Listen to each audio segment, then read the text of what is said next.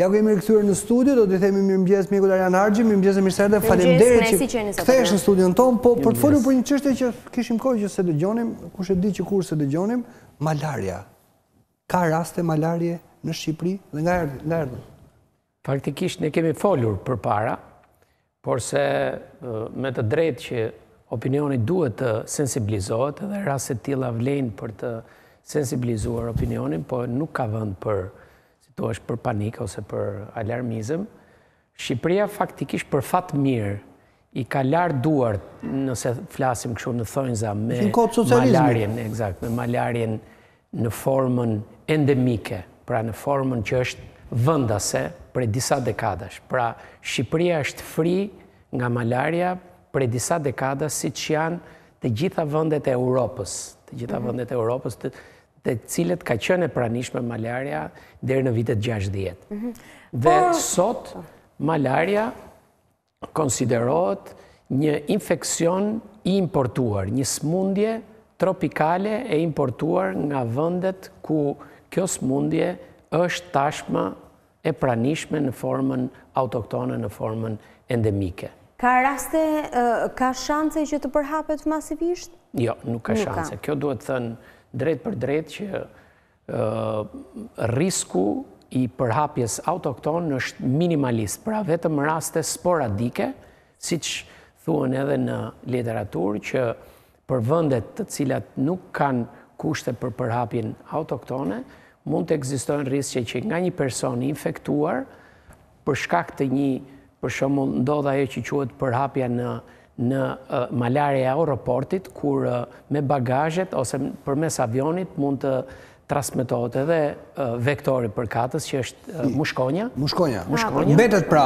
Mbetet një infekcion që përhapet përmes vektorit. Pra nga njeriu i smur tek i shëndoshi përmes mushkonjës. Ka dhe raste shumë të rralla të transmetimit përmes transfuzionit, pra nëse qëllon që personi që është infektuar me malarie të dhuroj gjak dhe ky gjak të mos skrinohet, mund të ndodhë infektimi, ose nëse bën transplantin e organeve, ose kur gruaj që është e infektuar do të lindë një fëmijë mundet ta transmetojë, këto në raste shumë të rralla. Si na erdhi këto ditë neve në Shqipëri? Kush e pruri? Si u zbuluan? Malaria importuar në Shqipëri është e pranishme që nga viti 96, pra kemi mbi 20 vjet që ne kemi të pranishme këtë infekcion në forma të importuara. Pra persona të cilët janë infektuar për shkak të qëndrimit të tyre, të udhëtimit në vende që janë endemike, që e kanë të pranishme, dhe kryesisht në atë që quhet Afrika e Zezë, pra Afrika ekuatoriale, dhe zonat të ndryshme të Azis apo të Amerikës. Dhe gjitha materialet që sensibilizojnë janë me persona me ngjyrë, sepse pikërisht nga këto vende vjen. Organizata Botërore e Shëndetësisë referon që ka mbi 200 milion raste në vit me malarie, dhe këto janë kryesisht në këto vende që themi vendet malarike. Pra kemi mbi 20 vjet që ne kemi forma të importuara, her pas here, por janë numërohen me gishtat e dorës. Këto rastet konkrete? Dhe këto raste konkrete të fundit janë këto për cilët është folur së fundmi dhe në media. Bëhet fjalë për një grup të huash, turistësh, të cilët kanë lëvizur në disa vende malarike, së fundmi në Kambodgja, dhe është dhe një rast shqiptar, i cili gjithashtu është diagnostikuar këto 2 ditë e fundit, i cili ka udhëtuar në një vend të Afrikës. Ka rrezik për jetën?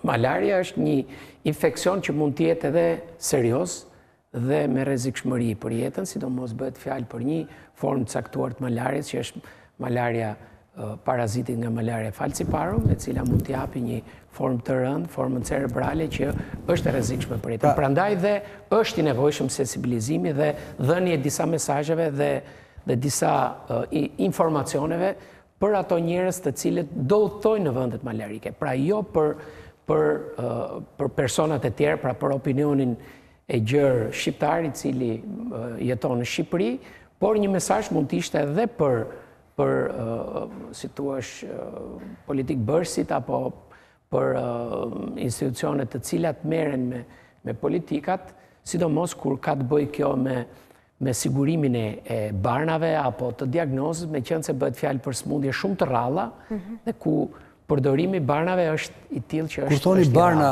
keni parasysh kininën e famshme me çfarë? Kinina vazhdon, po ka dhe preparate të reja, më moderne, po edhe kinina e famshme e filmave të viteve 30, vazhdon të jetë një preparat që merret përpara se vaksin ju thoni që nuk ka. Pra vaksin nuk ka. Ky është informacion i gabuar. Por është i detyrueshëm marrja e këtyre medikamenteve përpara se një qytetar të udhëtojë në këto vende të cilat kjo nuk është me detyrim, pra Organizata Botërore e Shëndetësisë ka disa infeksione për të cilat në vende të caktuara, siç është për shembull ethja verdh. Pra ka persona të cilët do udhëtojnë në vende të caktuara të Afrikës, të cilët nuk mund të udhëtojnë, nuk futen dot në kufi pa dhënë dëshminë e bërjes së kësaj vaksinës. Kurse për malarjen nuk funksionon kjo. Malarja nuk ka vaksinë, po punohet për vaksinë, por nuk ka vaksinë. Ka parandalim apo profilaksi përmes marrjes së këtyre ilaçeve, të këtyre barnave. Mbrojtje paraprake.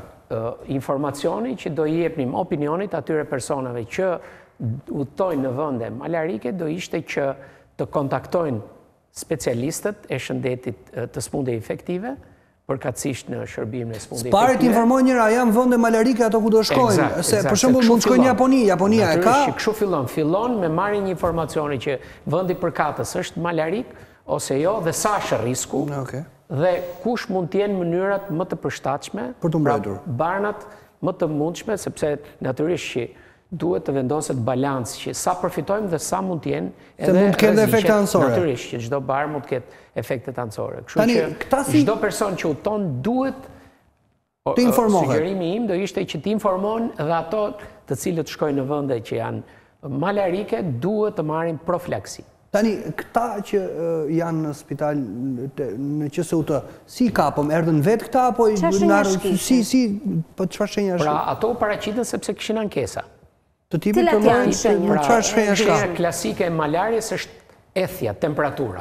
Pra, një temperaturë e fuqishme, me të dridhura, me frisone, e cila ka një karakteristikë që mund zgjasi për një periudhë caktuar, ne i themi ethe 3 ditore ose 4 ditore, që shoqërohet pastaj me një rënje dhe me një djersitje të fuqishme, me ankesa të përgjithshme si këputje e theksuar, me dhimbje kyçesh, me çrregullime të traktit tretës, siç mund të jetë diarea, me dhimbje barku, me të vjella, me dhimbje koke, format e rënda, pra me humbje të koshencës, këto janë ato që ne i quajmë format të rënda të malarjes. Klapia.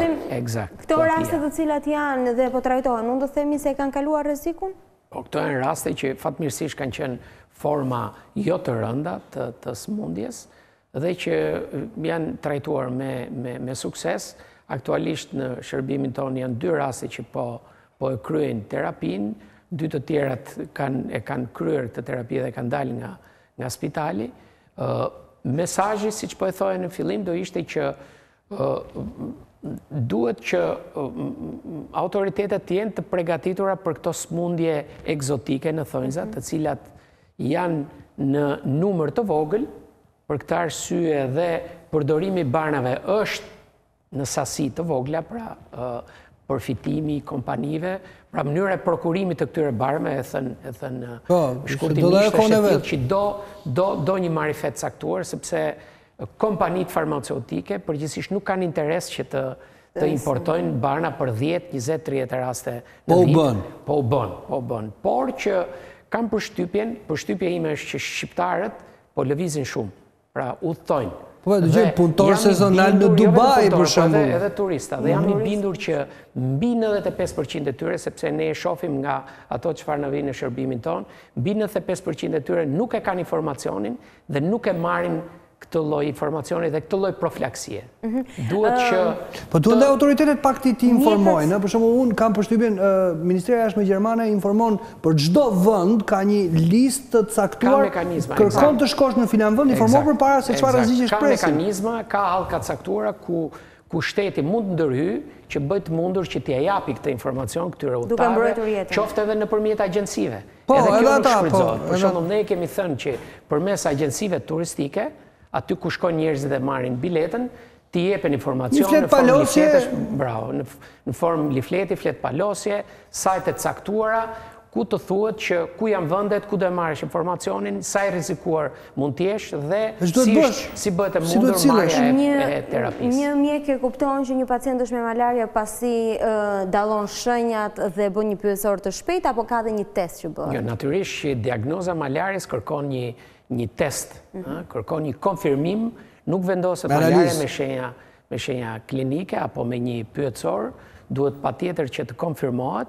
Dhe në rastin konkret, rasteve të fundit, konfirmimi është kryer pranë laboratorit të parazitologjisë në Institutin Shëndet Publik, është një laborator që e ka kompetencën për ta bërë këtë lloj diagnoze, edhe në QSOT ne kemi këtë lloj kapaciteti për të vënë diagnozën, por duhet që diagnoza të jetë saktë të kuptimin edhe të përcaktimit të tipit të malaris, sepse nën tipi nën kupton dhe përshtatjen e terapisë për këtë lloj. Tani unë kam një merak të fundit. Ky dezinsektimi që ka nisur Ministria e Shëndetësisë në këto zonat e divjakës, bëhet për këtë qëllim se mushkonjat vrasin kryesisht? Ka pyetja është e drejtë. Ka mushkonja të caktuara, mushkonja që transmeton malarin Anofeles, e cila duhet thënë që në disa zonat ulëcirës është e pranishme. E kemi pra. Është e pranishme, pra si në të gjithë pellgun e Mesdheut, edhe në Italinë e Jugut, edhe në Spanjën e Jugut, dhe në Francën e Jugut, dhe në Greqi, është e pranishëm, por nuk ekzistojnë tashmë ato kushte, siç kanë qenë para disa dekadash, që të ketë prapë, por është e nevojshme që ky proces të kryhet çdo vit, sepse mushkonja është një vektor i rëndësishëm për të transmetuar shumë smundje infektive. Një nga këto është edhe malaria. Doktor, ishte shumë kënaqësi që të mëngjes për informimin, sepse duhet të dëgjoni dhe të informoheni përpara se sa të udhtoni diku edhe në aeroport mund ta marrësh, jo vetëm në këto vendet, po edhe në aeroport nëpërmjet bagazheve. Pra, mbrojeni njerëz, informoni në radhë parë dhe merrni mbrojtjen e duhur. Ishte doktor Eren Harxhi, folëm për malarien dhe nuk ka rrezik në Shqipëri. Pak reklam dhe kthehemi të flasim për punësimin.